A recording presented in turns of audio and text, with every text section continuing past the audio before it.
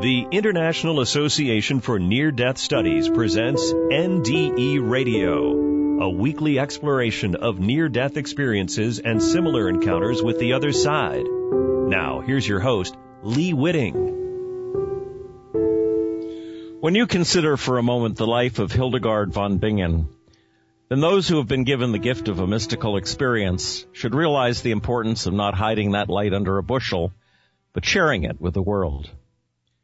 Welcome to NDE Radio, brought to you by IANS, the International Association for Near-Death Studies. I'm your host, Lee Witting. Most of my regular listeners know I'm a practicing chaplain at a hospital here in Maine. Fewer would know I also volunteer as pastor of an independent congregational society called the Union Street Brick Church in Bangor. I mention this today because last Sunday's lectionary reading centered on the parable of the 10 talents and the master's reaction to how they were put to use. It reminded me of how shy many folks can be, shy for years about sharing visions and information they've been given about the eternal nature of the soul. So let me begin this show by reading you that parable from Matthew chapter 25. It's titled, The Parable of the Talents. Again, it will be like a man going on a journey who calls his servants and entrusts his property to them. To one he gave 5 talents of money, to another 2 talents, and to another 1 talent, each according to his ability. And by the way, 1 talent is equal to about $1,000. Then he went on his journey. The man who had received the 5 talents went at once and put his money to work and gained 5 more.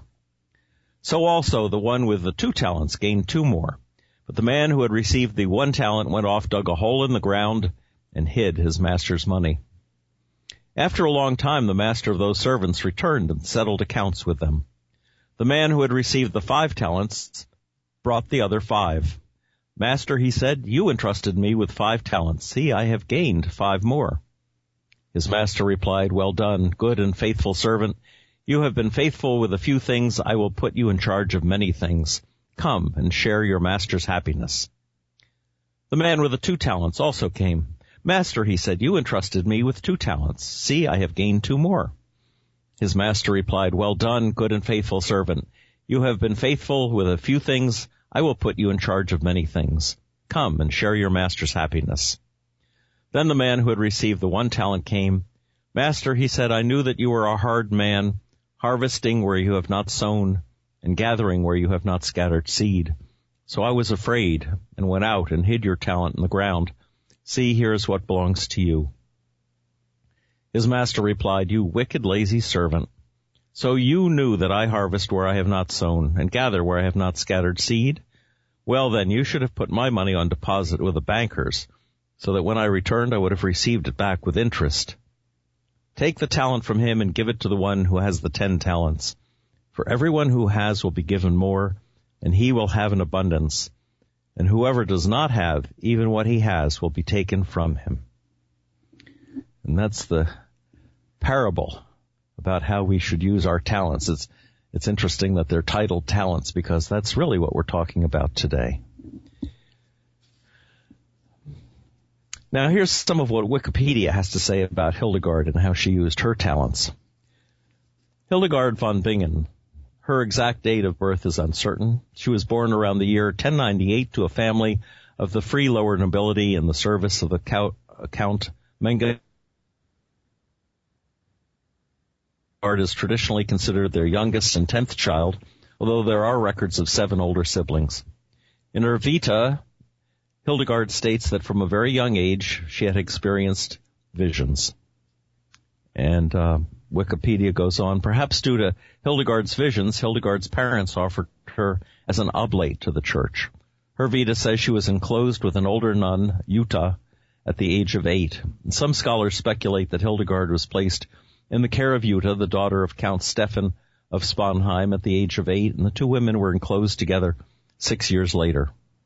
The written record of the life of Jutta indicates that Hildegard probably assisted her in reciting the Psalms, working in the garden, and tending the sick. Hildegard tells us that Jutta taught her to read and write, but that she was unlearned and therefore incapable of teaching Hildegard biblical interpretation. Hildegard and Jutta most likely prayed, meditated, read scriptures such as the Psalter, and did handwork during the hours of the divine office. This might have been a time when Hildegard learned how to play the 10-string psaltery. Upon Jutta's death in 1136, Hildegard was unanimously elected as magistra of the community by her fellow nuns. Hildegard says that she first saw the shade of the living light at the age of 3, and by the age of 5 she began to understand that she was experiencing visions. Hildegard explained that she saw all things in the light of God through the 5 senses: sight, hearing, taste, smell, and touch. Hildegard was hesitant to share her visions, confiding only to Jutta, who in turn told Volmar, Hildegard's tutor and later secretary.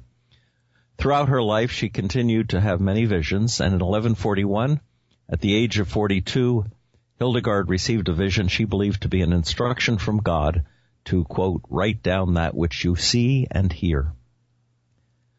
Still hesitant to record her visions, Hildegard became physically ill. In her first theological text, Know the Ways, Hildegard describes her struggle within.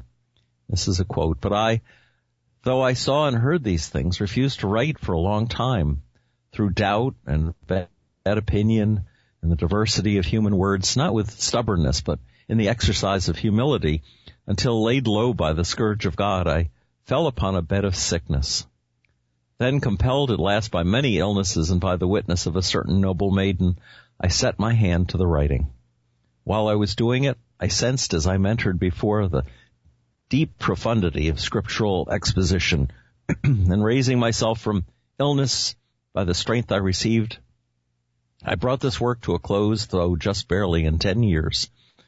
And I spoke and wrote these things not by the invention of my heart or that of any other person, but as by the secret mysteries of God I heard and received them in the heavenly places. And again I heard a voice from heaven saying to me, cry out, therefore, and write thus." It was between November 1147 and February of 1148, as the synod in Trier, that Pope Eugenius heard about Hildegard's writings. It was from this that she received a papal approval to document her visions as revelations from the Holy Spirit, giving her, of course, instant credence.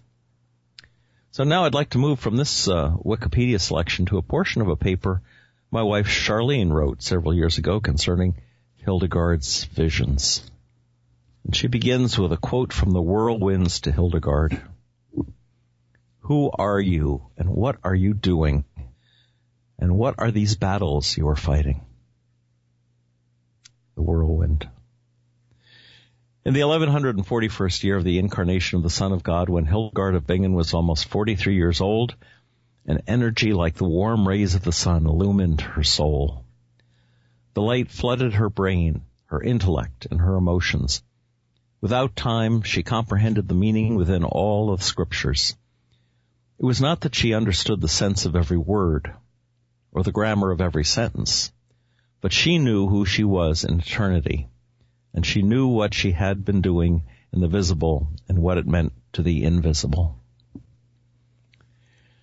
In the world, she was magistra of the convent attached to the monastery of Disemboddenberg since the death of her mentor Jutta in 1136.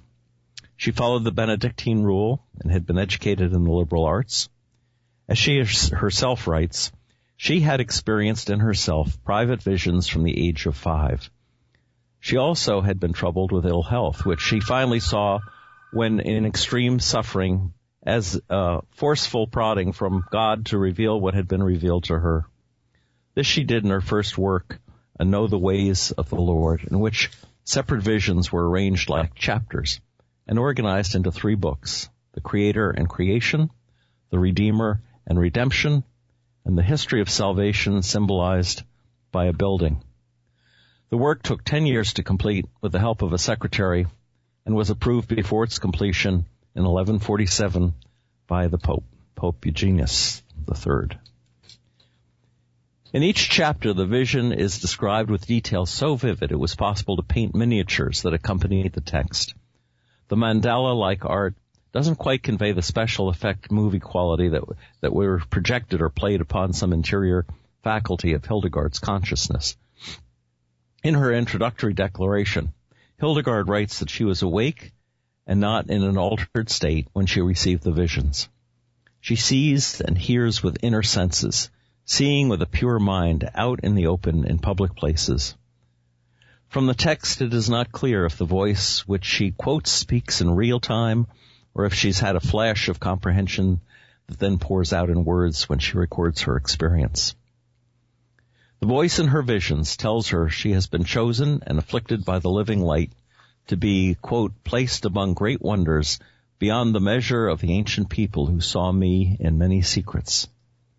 She is capable because she feels herself incapable with inner distresses and bodily weaknesses. But first and most importantly, she has ascended to humility and has willed the good. Humility is the key virtue. All others follow from it.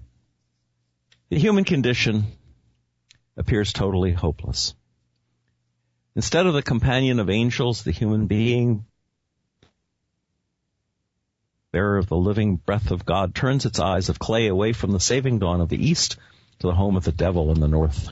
The senses are filled with the sight of open wounds and the stench of decay. The soul, the life, is a stricken and maimed slave afflicted on all sides by a world filled with vicious and repulsive predators.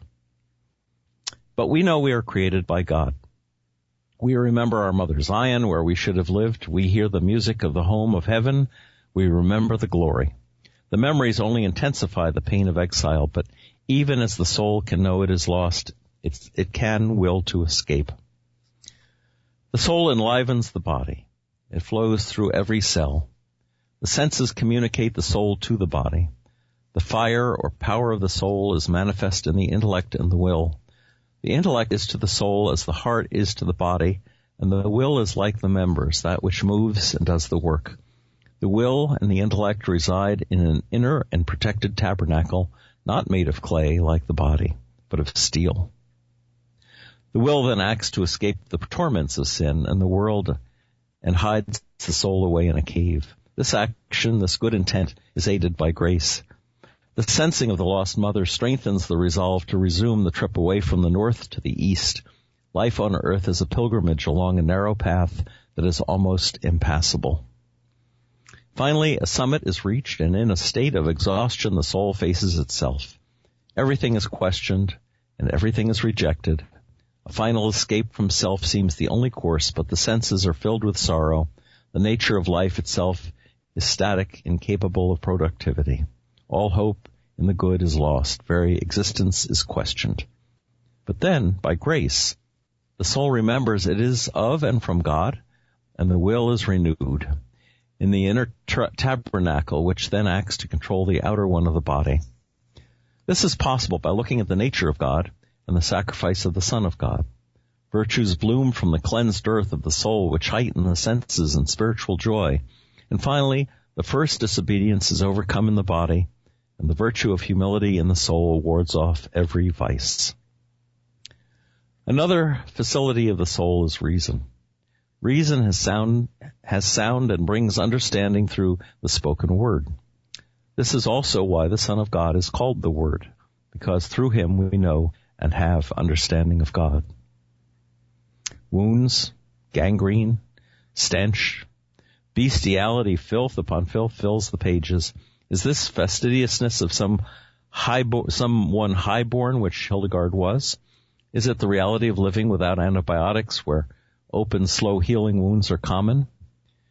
Is it a revulsion for the detritus of nature in a society that is still living closely to its work animals?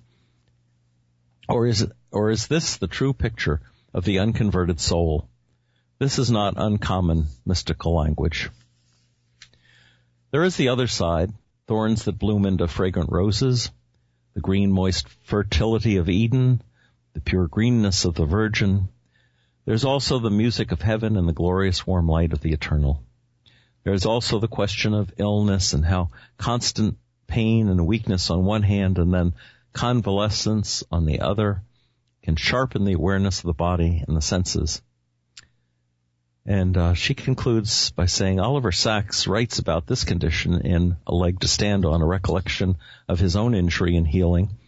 His descriptions of scotoma, which they think Hildegard suffered from, and then thankful joy have the same visceral quality of Hildegard's experience. And this is a quote from Oliver Sacks. What was it then that came suddenly back, embodied in music, glorious music? It was the triumphal return of the quintessential living I, lost for 2 weeks in the abyss, not the ghostly, cogitating, solipsistic I of Descartes, not this impotence, this mentalistic fiction. What came so palpably, so gloriously, was a full-bodied, vital feeling and action originating from an aboriginal, commanding, willing I. What appeared in this moment transcended the physical, but instantly organized and reorganized it into a seamlessly perfect whole. This new hyperphysical principle was grace. Grace entered, as grace enters, at the very center of things, at its hidden, innermost, inaccessible center, and instantly coordinated, subordinated all phenomena to itself. And that's where Charlene's paper ended. Now, coincidentally, I did a paper on Hildegard von Bingen myself, and it was titled Relating Hildegard's Language of Knowing to Our Own. And I'm going to quote some of that to you to round out the show. So my paper begins. One of the problems encountered with many discussions of mystical experience is the experiencer's frequent disclaimer that words cannot express the ineffable event, even though the visionary may go on to write books worth of words about it. And I think you all know about that. Happily, that is not the case with Hildegard von Bingen, whose peculiar temperament gave her a propensity for visions from earliest childhood. She could see things that were invisible to those around her. She foretold the future, and her visual field was filled at all times with a strange luminosity that she later came to call the reflection of the living light. Barbara Newman, in her introduction to Know the Ways of the Lord, Hildegard's book, reports that Charles Singer and more recently Oliver Sacks have concluded that the abbess suffered from scintillating scotoma, a form of migraine. Yet if we are to consider Hildegard's writings as a source of spiritual truth, we need to explore her visions not as side effects of disease, but as a vision of a higher reality in both her terms and ours. Fortunately, our knowledge of physics has more than kept pace with our knowledge of psychology, and I think Hildegard's observations deserve vetting in those terms, as well as in the more familiar vocabulary of sickness and hallucination. By examining Hildegard's writings describing angels as a mechanism of contact between the physical and the spiritual worlds, I hope to take the discussion, however briefly, in this different direction. I write here about Hildegard's gift. We inhabit a world our senses define as three-dimensional, and even though theoretical physics posits a 10-dimensional reality, now sometimes 11 dimensions, our age is wedded to its rational perceptions. Now contrast this fact with Hildegard's description of her way of seeing.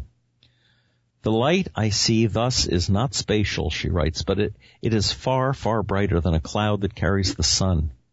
I can measure neither height nor length nor breadth of it, and I call it the reflection of the living light. Or here's her description of her profound illumination when she was 42.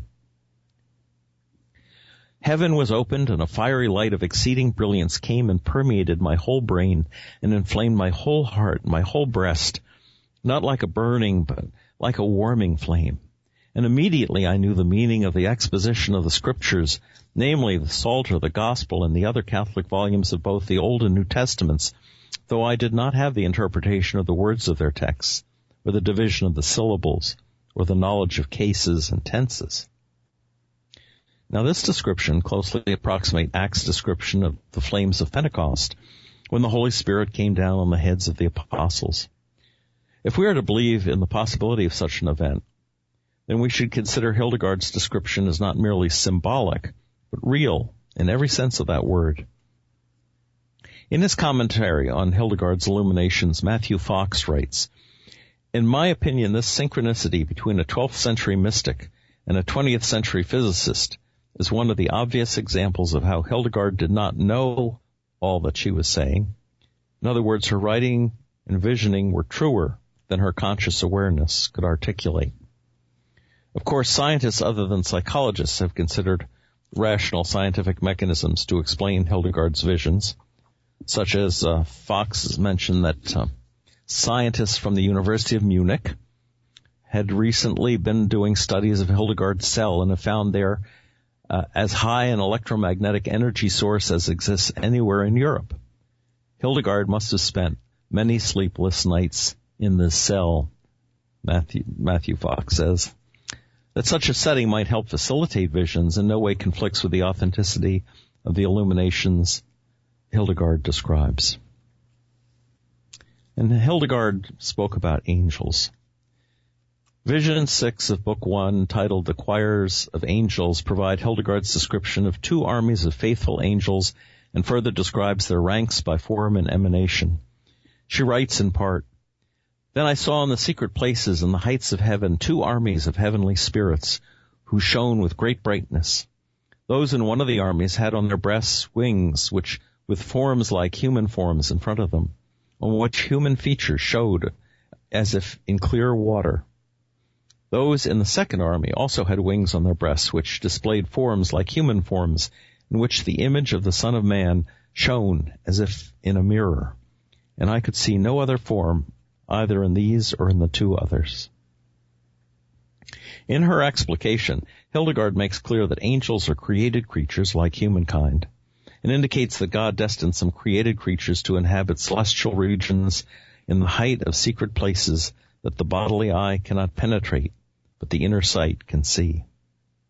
So with her inner sight, Hildegard describes what might be called projections, complete with wings for vanishing points, from another dimension into our own. Their duties, links, likenesses, whatever, are projections too, quote, with forms like human forms in front of them, on which human features showed as if in clear water. Interesting description. Such a description of projections from another dimension have much in common with superstring theory, in which physicist-mathematician Michio Kaku describes our reality as projections of strings from other dimensions. We see the ends of strings with our ordinary vision, while the bulk of reality stretches out of our perception through the rest of the 10-dimensional universe. While it's beyond the scope, I write, of this paper to delve at length into superstring theory, an analogy from high school science class makes the point clear enough to continue our dialogue with Hildegard. School teachers tell their students the story of the Flatlanders, imaginary 2-dimensional creatures that inhabit a sheet of paper sitting before you on the desk. Being 2-dimensional, all the Flatlanders can perceive is length and breadth on the flat plane of the paper. Bring a pencil point down to their flat world, and it will seem to them as if a miracle has occurred. A point has appeared out of nowhere, for all they can see is the tip of the pencil. They are blind to the bulk of the pencil as it rises away from the paper into a dimension they cannot envision. Only a theoretical mathematician or a Flatlander, Hildegard, could describe the possibility of a number 2 yellow shaft rising invisibly from a visible point into a secret place of God's creation. Should the physics of Hildegardian visions matter in any way to the spiritual insight we gain from her? Should or shouldn't are no longer relevant questions to our 3-dimensional rational world. The fact is that Hildegard's relevance won't survive beyond the role of feminist hero if it's only to be measured in poetical terms. And to her credit, she would not have wanted her books to be read as poetic symbolism anyway. Continuing in her vision of the choirs of angels, Hildegard wrote, "But these armies were also arrayed like a crown around 2 others. Those in the first of these other armies seemed to be full of eyes and wings, and in each eye appeared a mirror, and in each mirror a human form. And they raised their wings to a celestial height. And those in the second burned like fire, and had many wings, in which they showed as if in a mirror all the church ranks arrayed in order. And I saw no other shape either in these or in the others, And all these armies were singing with marvelous voices all kinds of music about the wonders that God works in blessed souls, and by this God was magnificently glorified. Hildegard sees an integral connection here between the spiritual world and our own, such that spiritual eyes, knowledge, reflect on and through human action in ways that reflect on and imply the spiritual battle she mentions elsewhere. There is no rest implied, only energy, but sustaining and uniting, like the church below, the heavenly choir expresses a sustained energy in praise of the good and of God. In commenting on the imagery of light and mirroring, Rupert Sheldrake writes, Hildegard goes further than saying that the angels are reflections or mirrors. Light streams out through them, and the spheres of light depend on them. They are now intermediaries as well as mirrors, in a sense that they are two-way mirrors. They reflect back to God. God is seeing the God self in the mirror of the angels. At the same time, they are intermediaries, transmitting the light of God into the realms of life. The angels' tongues are pure praise. Fire is also praise. The flickering flames are praise. Voice is praise. Hearing is praise. All these images of praise are images of movement. Fire moves, wind moves, tongues move, breath moves, hearing moves. In this praise there is a reverse movement toward God, perhaps a mirroring. Energy moves out from God through the angels, and this movement back toward God in the form of praise is vibratory, dynamic, and meaningful. Well, I think we're growing short on time here, and so I would like to reiterate in my presentation, this very quick presentation on Hildegard von Bingen, the power that she has displayed down through the ages, not only in terms of her mystical visions for other mystics to inspire them, to help them to communicate, but also to enlightened physicists, scientists looking at what she's saying as a physical reality, albeit one that reaches into different dimensions. This is the importance of the work that you and everyone listening who has possibly had a mystical experience, an NDE or something like that, can bring to the world, if only you're willing to speak about it. Now, to be fair, Hildegard, it took her years. It wasn't until she was 42 that she heard clearly from the voice of God to write it down and spread the word. And so that's the message that I hope is brought to you today. So I've devoted the show to Hildegard's story for that reason. Namely, if a woman in the subservient role of nun during the benighted Middle Ages could overcome self-doubt to tell the world of her mystical insights, then any of us, men and women both, should be able to do the same. And look at the changes she wrought by sharing the light of her revelations. Her writings, her art and music are still being considered today by philosophers, theologians, and scientists as well, and she continues to inspire us to be brave in using our gifts. Well, it looks like we're just about out of time for today.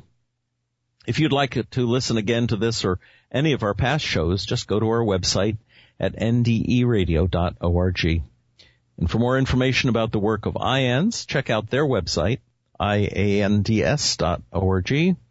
and tune in next Monday, 11 a.m. Eastern, for more NDE Radio. This is Lee Witting saying thanks for listening.